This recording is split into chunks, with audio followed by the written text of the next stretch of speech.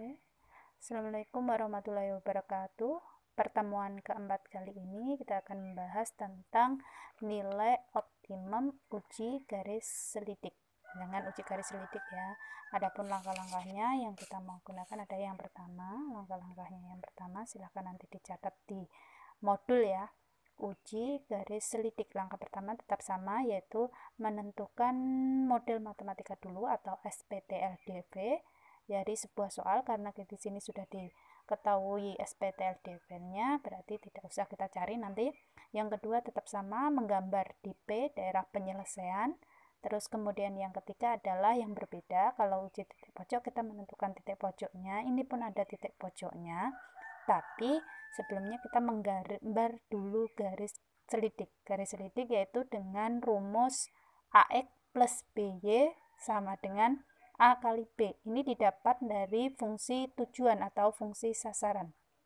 Yang keempat, yaitu menentukan nilai optimum dengan cara yaitu menggeser garis ini nanti ke kanan atau ke kiri, bisa jadi juga ke atas maupun ke bawah. Yang dengan indikasi jika yang paling dekat dengan garis itu dikatakan dengan nilai minimum, yang jauh dengan garis kita katakan dengan nilai maksimum. Nah, langkah terakhir yaitu langkah kelima, yaitu menjawab pertanyaan apa yang ditanyakan. Oke, kita lakukan pada soal contoh 3.1.3. Oke, yang awalnya langkah pertama yaitu kita sudah punya sistem pertidaksamaan linear dua variabel, sudah diketahui ya, tidak usah kita cari lagi. Yang kedua adalah kita menggambar DP-nya, ini sudah digambar seperti yang kemarin menggambarnya. Langsung yang ketiga yaitu menggambar garis K. Nah, garis K ini ya, K didapat dari fungsi tujuan, ini fungsi tujuannya, yaitu ini fungsi tujuan. Nah, fungsi tujuannya adalah 4x plus Y. Saya tulis di sini 4x plus Y. Kita sama dengan kan. Ini A-nya 4, B-nya 1. Berarti 4 kali 1 adalah 4. Nah, garis ini nanti kita gambar di daerah penyelesaian. Oke, berarti kita pakai titik bantu. Karena dua variabel, maka kita pakai titik bantu. Yaitu di sini X, ini Y. Ini 0, ini 0, berarti kalau X-nya 0 kita tutup, berarti Y-nya menjadi 4. Nah, berarti tinggal kalau Y-nya 0, Y-nya kita tutup, berarti 4X sama dengan 4. Berarti kalau 4X sama dengan 4, berarti 4 dibagi 4 sama dengan 1.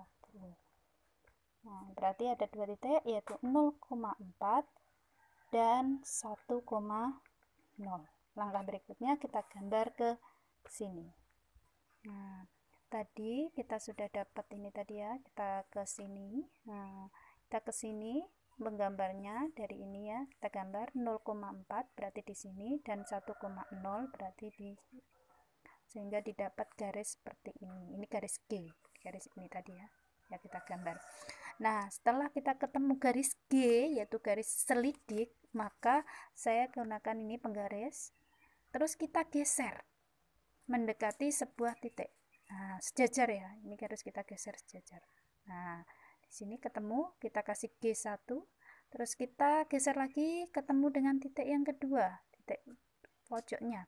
Ini G2, kemudian geser lagi, ini ketemu dengan G3. Nah, kita sudah ketemu beberapa garis yang menyinggung titik pertama, kedua, ketiga. Nah, tadi di awal tadi kita sudah tahu bahwa titik yang terdekat itu dikatakan dengan titik minimum. Berarti ini yang paling dekat dengan garis G, berarti ini adalah dikatakan dengan titik minimum. Nah, terus kemudian ini yang paling jauh, berarti ini dikatakan dengan titik maksimum. Nah, kita sudah ketemu titik minimum dan kita sudah ketemu titik max.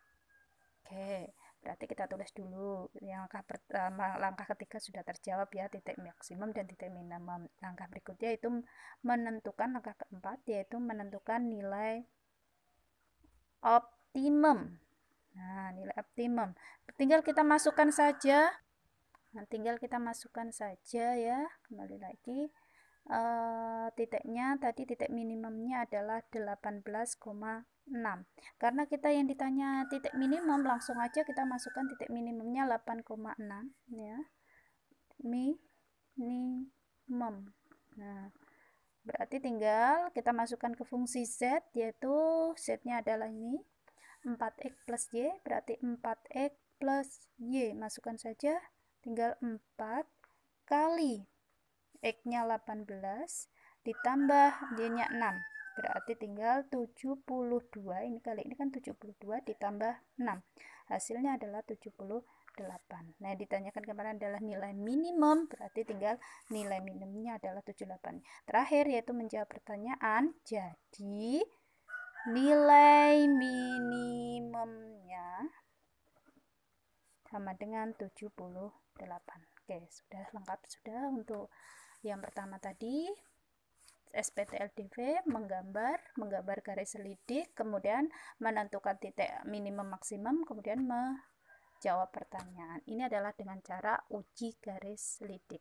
Setelah kita tahu caranya, sama ya, kemarin kita sudah dapat bahwa nilai minimumnya 78, sekarang kita dapat juga nilai minimumnya 78. Sama, kamu menggunakan garis selidik sama dengan menggunakan uji titik pojok, terserah dari kalian mau memilih yang mana. Sekarang kalau kalian sudah paham tentang ini, kalian lengkapi modul halaman 3 yang bagian bawah. Nih, sudah saya lengkapi ya. Halaman 3 yang kemarin. Kamu bisa lihat langkahnya adalah kalian gambar kembali ini gambarnya sesuai skala ya. Kalau uji garis selidik ini harus sesuai skala. Nah, ini kalian gambar, kemudian kalian gambar nih Z-nya sebagai K ya. Gambar, ternyata ini sudah saya gambar di sini. Titik bantunya didapatkan G yang ini. Terus kemudian garis G ini kalian geser harus menyinggung titik sudutnya. Nah, titik DP-nya. Ini di sini G1. Saya geser sejajar G2, G3, G4 dan G5. Ternyata yang dekat dengan G adalah ini. Ini namanya titik minimum. Dan yang paling jauh ternyata adalah ini. Ini namanya titik maksimum. Nah, jadi bisa diketahui atau bisa dijawab pertanyaan baliknya halaman 4. Nah, kita lihat. Nah, halaman 4 sudah diketahui tadi titik 2,0 adalah, ini saya ulangi lagi, 2,0 adalah terletak pada garis, maka 2,0 ini dikatakan dengan nilai minimum. Nah, kalau di sini nilai maksimum tadi terjauh adalah 7,3, maka dimasukkan ke fungsi Z, maka didapatkan 23. Jadi, nilai minimumnya 4, nilai maksimumnya 23. Oke, selamat mengerjakan. Assalamualaikum.